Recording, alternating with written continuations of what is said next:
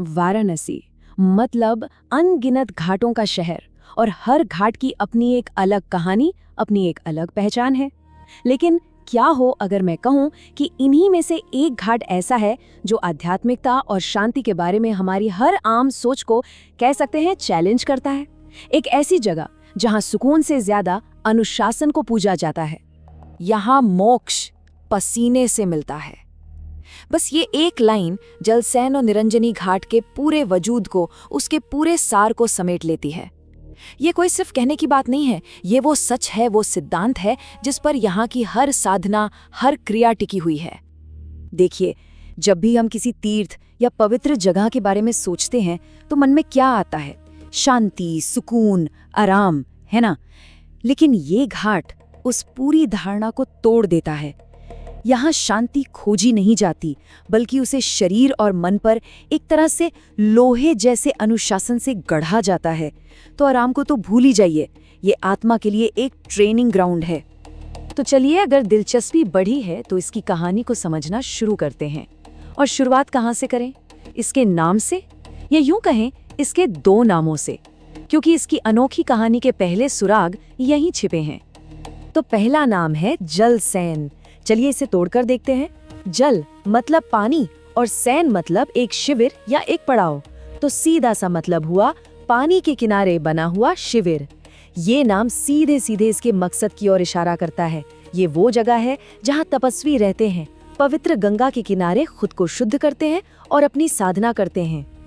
और फिर आता है दूसरा नाम, निरंजनी। ये नाम इसे सीधे सीधे बहुत ही प्रभावशाली निरंजनी अखाड़े से जोड़ता है। देखिए, निरंजन का मतलब होता है वो जो निर्मल हो, जिस पर कोई दाग ना हो, माया से रहित हो। तो ये नाम हमें बताता है कि ये कोई आम घाट नहीं, बल्कि त्याग और शुद्धि को समर्पित शैव तपस्वी परंपरा का एक बहुत बड़ा, एक प्रमुख केंद्र है। ठीक है, तो नामों का मतलब तो समझ आ गया, लेकिन असल जिंदगी में ये फिलॉसफी दिखती कैसे है? ये घाट सिर्फ एक जगह नहीं है, ये कह सकते हैं कि आत्मा के लिए एक जिमखाना है, एक ट्रेनिंग ग्राउंड। अखाड़े की जो फिलॉसफी है ना, वो 3 मजबूत खंभों पर टिकी है। पहला और सबसे जरूरी, धर्म की रक्षा करना। फिर फोकस अंदर की तरफ मुड़ता है, शरीर पर पूरा नियंत्रण पाना। और आखिर में सबसे मुश्किल काम, मन पर पूरी तरह से महारत हासिल करना। यही वो रोड मैप है जिस पर यहाँ चला जाता है। तो सवाल ये है कि भाई, इस तरह का कंट्रोल हासिल कैसे होता है? जवाब है, बहुत ही कठोर साधनाओं के जरिए।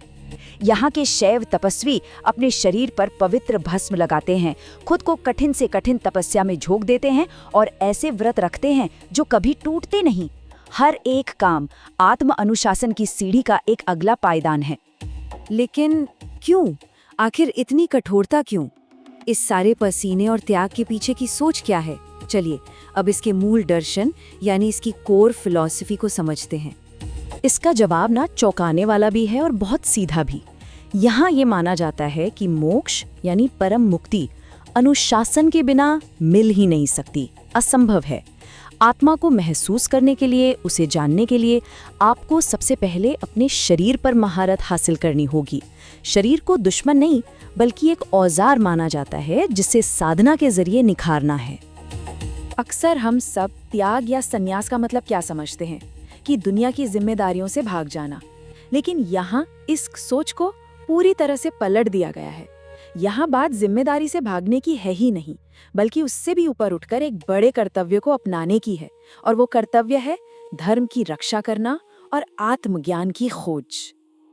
चलिए कुछ देर के लिए इस गहरी फिलॉसफी से बाहर निकलते हैं और आज के दौर में आते हैं। आज इस घाट पर कौन आता है? इस खास जगह पर रोज की जिंदगी कैसे चलती है? जैसा कि आप सोच ही सकते हैं, ये कोई आम टूरिस्ट स्पॉट तो है नहीं। यहाँ आने वाले लोगों के मकसद बहुत साफ होते हैं। सन्यासी और नागा साधु यहाँ ट्रेनिंग के लिए आते हैं। गुरुकुल के अनुयायी अपनी तपस्या करने आते हैं।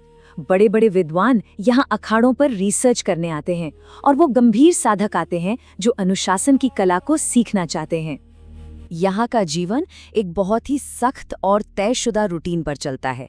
सुबह की शुरुआत होती है गंगा में स्नान से, उसके बाद योग और कड़ा व्यायाम।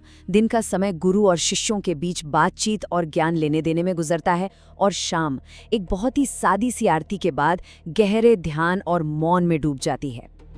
तो अगर संक्षेप में कहें तो ये घाट अनुशासन आधारित आध्यात्मिक पर्यटन का एक बिल्कुल अनोखा मॉडल है।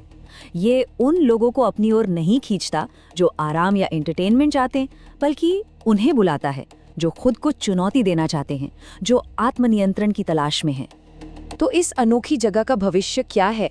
हमारी इस तेज रफ्तार मॉडर्न दुनिया में ये अपनी सदियों पुरानी विरासत को कैसे बचा कर रख सकता है? देखिए, यहाँ भविष्य की योजना का कमर्शियलाइजेशन से दूर दूर तक कोई लेना देना नहीं है।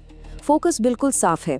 अखाड़े के नेतृत्व में ही यहाँ की सही जानकारी दी जाए, जो भी आए उनके लिए नियम कानून एकदम स्पष्ट हों, इस पूरी विरासत को ठीक से डॉक्यूमेंट किया जाए और जीरो सेंसेशनलिज्म की सख्त नीति हो। मतलब प्रामाणिकता ही सब कुछ है। और इस तरह हम घूम कर वापस वहीं आ जाते हैं जहाँ से हमने ये सफ़र शुरू किया था, उसी एक लाइन पर जो सब कुछ कह देती है, यहाँ मोक्ष पसीने से मिलता है। उम्मीद है कि अब इस पूरी बातचीत के बाद ये शब्द एक कहीं ज़्यादा गहरे अर्थ के साथ समझ में आ रहे होंगे। ये सब हमें एक आखिरी सवाल के साथ छोड़ जाता है। आज की दुनिया में जो हर पल आराम और तुरंत मिलने वाली खुशियों के पीछे भाग रही हैं, उस दुनिया में अनुशासन का क्या मूल्य है? इस घाट का सदियों पुराना दर्शन आज हमें क्या सिखा सकता है? ये एक सोचने वाली बात है।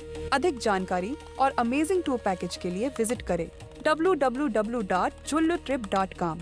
कॉल या व्हाट्सएप भी कर सकते हैं 888-170-5500 पर।